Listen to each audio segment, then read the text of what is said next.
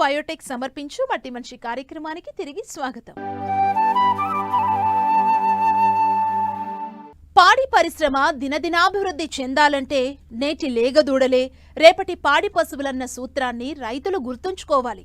చాలా మంది రైతులు లేగదూడల సంరక్షణలో అశ్రద్ధ కనబర్చడం వల్ల లేగదూడల్లో మరణాల శాతం అధికంగా ఉండి పరిశ్రమ కుంటుపడుతోంది. పాల ద్వారా వచ్చే ఆదాయంతో పోలిస్తే మన దొడ్లో పుట్టిన దూడ పాడి పశువుగా ఎదిగితే వచ్చే లాభమే అధికం. మరి లేగదూడలు మంచి పాడి పశువుగా అంది రావాలంటే తీసుకోవాల్సిన జాగ్రత్తల గురించి ఇప్పుడు తెలుసుకుందాం.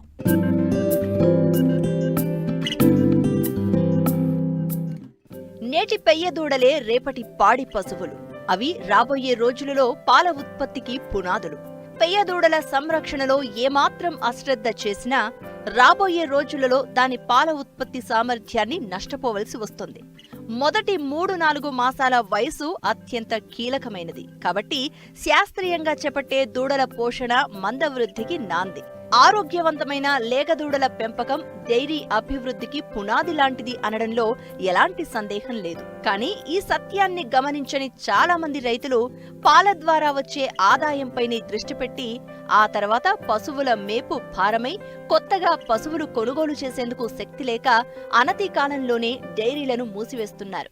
ముఖ్యంగా దూడల పెంపకంపై ఉన్న నిర్లక్ష్యం వల్ల ఏటా 20-30% పైగా మరణాలు సంభవిస్తున్నాయంటే అతిశయోక్తి కాదు.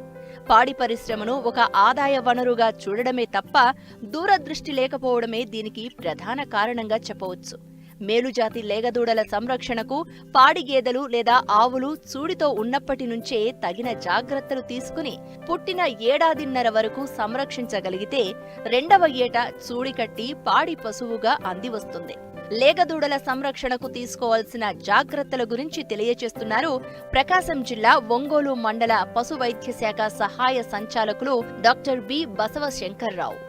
సాధారణంగా ప్రతి సంవత్సరం ఏటా 30% లేగదూడలు ఈ యాజమాన్య పద్ధతులు సరైన పాటించడం వల్ల చనిపోతూ ఉంటాయి. మరి పడదూడల్లో మరి 30% మరణాలు ఉన్నట్టే మరి రైతుకి పూర్తిగా ఆర్థికంగా నష్టపోతాడు. సో వీటన్నిటిని అధిగమించాలంటే మరి కొంత యాజమాన్య పద్ధతులు పాటించాలన్నమాట లేగదూడల్లో.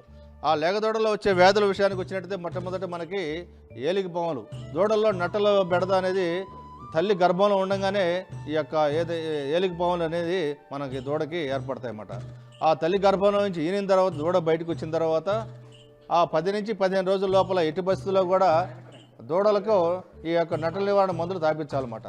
లేకపోతే ఈ యొక్క దూడ ఏదైతే ఉందో నట్టలతో బాధపడుతున్న దూడ ఏదైతే ఉందో ఆ దూడ ఆ యొక్క చర్మం బిరుసుగా ఉంటుంది. అదేవిధంగా వెంట్రుకలు లెక్కపరుచుకొని ఉంటాయి. పొట్ట ఏదైతే ఉందో పొట్ట కిందకి వేలాడుతూ ఉంటుంది. అదేవిధంగా తెల్లగా విరోచనాలు అవుతూ ఉంటాయి. దీంతోపాటు రోజు రోజుకి దాని యొక్క ఎదుగుదలలో కూడా బాగా మనకి తగ్గిపోతూ ఉంటుంది అన్నమాట. ఇంకా అశ్రద్ధ చేసినట్లయితే దీనికి ఒక రకమైన శరీరం నుంచి విష పదార్థాలు రిలీజ్ అయ్యి ఒక ఫిట్స్ మాదిరిగా అంటే మనకి మూర్ఛ రోగం వచ్చినట్టు దూడలు పడుకొని కాళ్ళు గిలగల కొట్టుకొని చనిపోయే ప్రమాదం ఉంది. కాబట్టి పుట్టిన ప్రతి దూడకి కూడా విధిగా పశుపోషకుడు ఎవరైనా ఉన్నారో వాళ్ళందరూ కూడా విధిగా 10-15 రోజుల లోపల ఏలికి పాముల నివారణ మందులు తాగించాలి. ఆ తర్వాత ప్రతి 21 రోజులకి ఒకసారి కూడా ఏలికి పాముల మందుని 3 నెలల వయసు వచ్చే వరకు కానీ తాగించినట్లయితే మనం ఈ నట్టల నివారణ నుంచి నట్టలు ఏదైతే ఉండేవో వాటి నుంచి మనం బారి నుంచి మనం దూడల్ని కాపాడుకోవచ్చు. దీంతోపాటు తెల్ల విరోచనాలు. సాధారణంగా దూడల్లో తెల్ల విరోచనాలు అనేది మరి పాలు ఒక దూడకి సరాసరి దాని యొక్క శరీర బరువులో 1/10 వంతు పాలు తాగించాలి. అంటే ఒక 25 కేజీలు ఉన్న దూడకి 2.5 లీటర్ల పాలు మనం రోజు దానికి త్రాగించాలి. కొన్ని సందర్భాల్లో రైతులు ఏంటంటే ఎక్కువ సందర్భాల్లో పాలు త్రాగించడం వల్ల ఈ యొక్క వ్యాధి వచ్చే అవకాశం ఉంది. ఈ దూడల్లో ముఖ్యంగా పుట్టిన 20-25 రోజుల లోపల ఈ వ్యాధి సోకే అవకాశం ఉంది. ఈ వ్యాధి సోకిన దూడల్లో తెల్లగా విరోచనాలు, బాగా దుర్గంధంతో కూడిన విరోచనాలు అవ్వటం, మరి పాలు తాగకుండా మెత్తగా ఉండడం, అదేవిధంగా కొన్ని సందర్భాల్లో ఈ యొక్క దూడలు చనిపోయే అవకాశం కూడా ఉంది. మళ్ళీ ఇంకో విషయానికి వచ్చినట్టయితే మనకి ఏదైతే పాలు పొదుగుతో మనం పాలు పిండేటప్పుడు తల్లి యొక్క చన్ను మరి ఆ పొదుగుని కానీ మనం పొటాషియం పరమాంగనేట్ కానీ అదేవిధంగా మనకి యాంటీబయాటిక్ లిక్విడ్తో కానీ యాంటీసెప్టిక్ లిక్విడ్తో కానీ మనం క్లీన్ చేసినట్టయితే మరి ఈకోలై అనే ఒక బ్యాక్టీరియా ఉంటుంది. ఆ ఈకోలై అనే బ్యాక్టీరియా వల్ల మనకి ఈ దూడలకి ఈ తెల్లపారుడు అనే వ్యాధి సోకుతుందన్నమాట.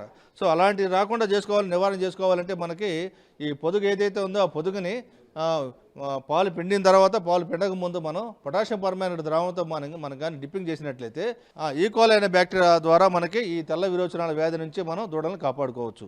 మరలా మరి మొదటి 3 రోజులు పుట్టిన తర్వాత మొదటి 3 రోజులు ఏదైతే ఉందో ఆ 3 రోజులు జున్ను పాలు కానీ మనం దూడకు కానీ తాపించినట్లయితే మనకి ఈ తెల్ల విరోచనాల యొక్క వ్యాధి నుంచి కాపాడుకోవచ్చు. తద్వారా మన దూడలు బాగా బలంగా పెరిగి అభివృద్ధి చెందుతాయి అన్నమాట. గర్భంలో ఉన్నప్పుడు ప్రధానంగా వచ్చే వ్యాధుల్లో వచ్చి మనకి బ్రూసెల్లోసిస్ అనే వ్యాధి ఒకటి ఉంటుంది. అది చాలా ప్రాణాంతకమైన వ్యాధి, పశువుల నుంచి మనుషులకు కూడా సంక్రమించే వ్యాధి అన్నమాట. సో ఈ బ్రూసెల్లోసిస్ అనే వ్యాధి అనేది మనకి ఎక్కువగా కలుషితమైన నీరు, కలుషితమైన ఆహారము, వ్యాధిగ్రస్తమైన ఆబోతులు ఏదైతే ఉందో మన పాడి పశువులు మనకు ఎదగా ఉన్నప్పుడు మనం ఆబోతుల ద్వారా మనం వాటిని దాటిస్తాం.